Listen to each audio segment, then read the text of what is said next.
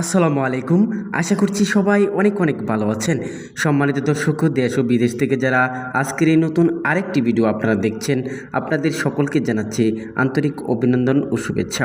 প্রিয় দর্শক, আজকের ভিডিওতে আপনারা জানতে পারবেন যাদের পাসপোর্ট নিয়ে আপনারা ঝামেলা রয়েছে, যেমন পাসপোর্ট সংশোধন করার প্রয়োজন, রিনিউ করার প্রয়োজন, নতুন পাসপোর্ট তৈরি করবেন, সেই বিষয়ে আপনারা অনেকেই অনেক হয়রানি বা ভোগান্তির মধ্যে আছেন।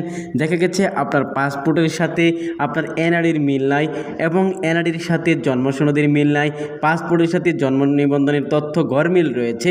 এসব বিষয়ে বাংলাদেশ পাসপোর্ট অধিদপ্তর এবং স্বরাষ্ট্র মন্ত্রণালয় এবং আপনার বাংলাদেশ হাইকমিশনে বিদেশে যারা রয়েছেন অনেকেই অনেক ভোগান্তির মধ্যে আছেন। এই বিষয়ে একটি সিদ্ধান্ত নিয়েছে বাংলাদেশ পাসপোর্ট অধিদপ্তর ও স্বরাষ্ট্র মন্ত্রণালয়। সেই সিদ্ধান্তে কি বলা হয়েছে সেই বিষয়ে আজকের ভিডিওতে আপনাদেরকে জানিয়ে দেব। যারা পাসপোর্ট নিয়ে ঝামেলা আছেন আপনাদের জন্য খুবই দরকারি একটা ভিডিও, তাই সম্পূর্ণ ভিডিও কন্টিনিউ দেখুন। আশা করি আপনার খুবই কাজে লাগবে। চলুন তাহলে দেখানো যাক। সম্মানিত দর্শক, যারা বিদেশে রয়েছেন অনেকেরই পাসপোর্টের মধ্যে বিভিন্ন সমস্যা রয়েছে এবং বিদেশ থেকে যারা বাংলাদেশে চলে এসেছেন আপনাদেরও অনেকেরই পাসপোর্টের মধ্যে সমস্যা রয়েছে এবং যারা নতুন পাসপোর্টে নিতে চাচ্ছেন অনেকে নিতে পারছেন না কাগজপত্র সমস্যা থাকার কারণে।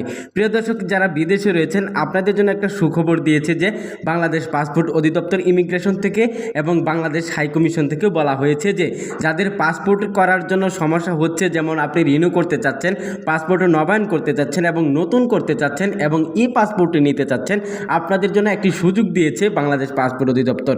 তারা বলেছেন যাদের পাসপোর্টের সমস্যা, যেমন জন্ম সনদের সাথে আপনার পাসপোর্টের তথ্যের গরমিল রয়েছে, এনআরডির সাথে পাসপোর্টের তথ্যের গরমিল রয়েছে, আপনারা বিদেশে যারা রয়েছেন আপনার জন্ম সনদ যদি সঠিক থাকে পাসপোর্ট অনুযায়ী সেটা থেকেই আপনি ই পাসপোর্টে নিতে পারবেন, এমআরপি পাসপোর্ট থেকে ই পাসপোর্টে যেতে পারবেন।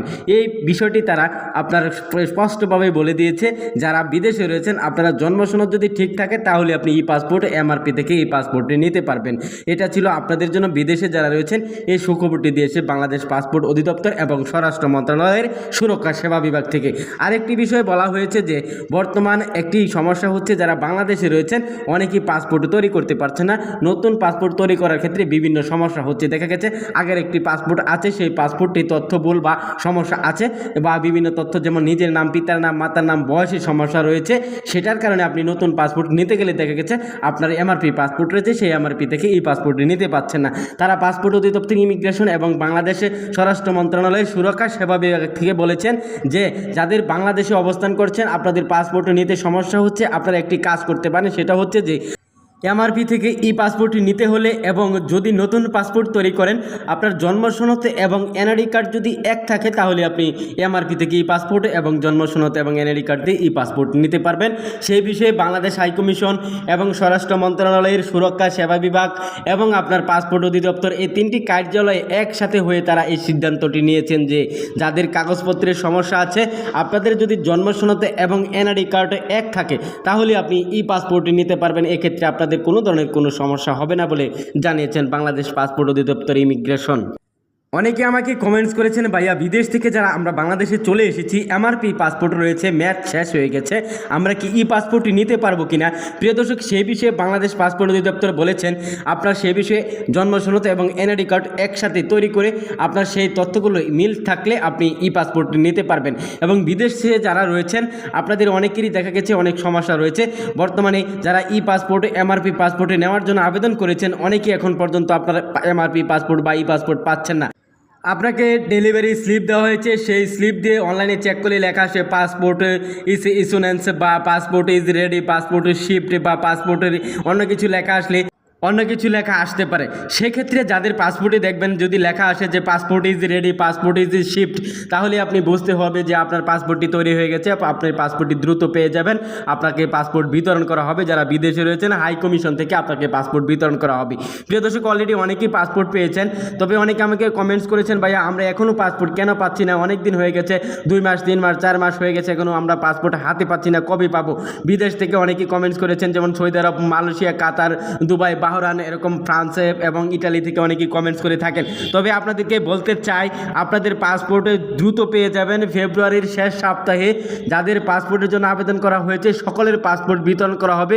চলতি মাসের শেষ সপ্তাহের মধ্যে সকলের পাসপোর্ট বিতরণ করা হবে বলে জানিয়েছেন বাংলাদেশ পাসপোর্ট অধিদপ্তর ইমিগ্রেশন।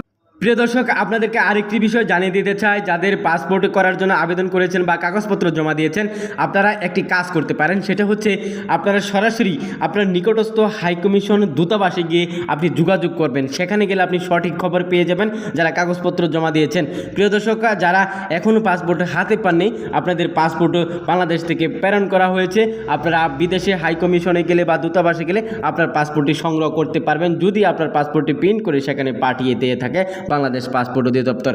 সম্মানিত দর্শক, আজকের ভিডিওর মূল প্রতিপাদ্য বিষয় ছিল যাদের এনআইডি কার্ড এবং জন্ম সনদের তথ্য গড়মিল নেই, এক রয়েছে বা সঠিক আছে, তারা আপনারা বর্তমানে পাসপোর্টটি নিতে পারবেন জানিয়েছেন বাংলাদেশ পাসপোর্ট অধিদপ্তর ইমিগ্রেশন এবং স্বরাষ্ট্র মন্ত্রণালয়ের সুরক্ষা সেবা বিভাগ। এই দুটি কার্যালয় মিলে তারা এই সিদ্ধান্তটি নিয়েছে। যাদের এনআইডি কার্ডের জন্ম সনদ এক রয়েছে, তথ্যের কোনো গড়মিল নাই, তারাই এই পাসপোর্টটি নিতে পারবেন। কোনো সমস্যা হবে না। আপনি হতে পারেন আপনার বিদেশ থেকে বাংলাদেশে আসতে পারেন, অথবা বাংলাদেশ থেকে আপনি নিতে পারবেন সেই পাসপোর্টটি, কোনো সমস্যা হবে না বলে তারা এই বিষয়টি স্পষ্টভাবে বলে দিয়েছেন। প্রিয় দর্শক, আজকে এখানে শেষ করব। পরিশেষে বলতে চাই, এই ভিডিওটা যদি আপনাদের কোনো রকম কাজে লাগে চ্যানেলটি সাবস্ক্রাইব করে সঙ্গেই থাকবেন এবং ভিডিওটা শেয়ার করে দেবেন এবং ভিডিওটা ভালো লাগলে ভিডিওতে একটা লাইক দিন। সো আজকে এখানে শেষ করছি। আসসালামু আলাইকুম।